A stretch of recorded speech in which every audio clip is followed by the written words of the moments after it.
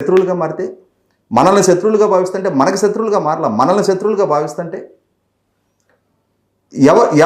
Ultimate రక్షణ కల్పించాల్సిన వ్యవస్థలే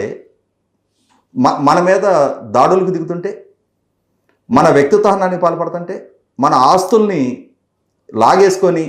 మనల్ని నిస్సహాయులుగా మార్చి మన ఆర్థిక మూలాల మీద దెబ్బ కొడుతుంటే, అన్నిటికన్నా ముఖ్యంగా కేసులు పాలు చేసి, జైలు పాలు చేసి, లాఠీ చార్జీలు చేసి, ముళ్ళ కంచెల్లో ఈడ్చి, అన్నిటికన్నా నీచమైన వ్యవహారం ఏంటంటే మన కుటుంబాల్లో ఉన్న మహిళల్ని వాళ్ళ గౌరవానికి భంగం కలిగిస్తుంటే, వాళ్ళ వ్యక్తిత్వానికి పాల్పడుతుంటే ఎవరికి చెప్పుకోవాలి? వాళ్ళు అనుభవించిన మనోవేదన, వాళ్ళు అనుభవించిన కష్టం, ఆక్రోశం, ఆవేదన, వాళ్ళ కన్నీళ్ళు, వాళ్ళు పొందిన గాయాలు, ఇది వాళ్ళకి మాత్రమే పరిమితమా?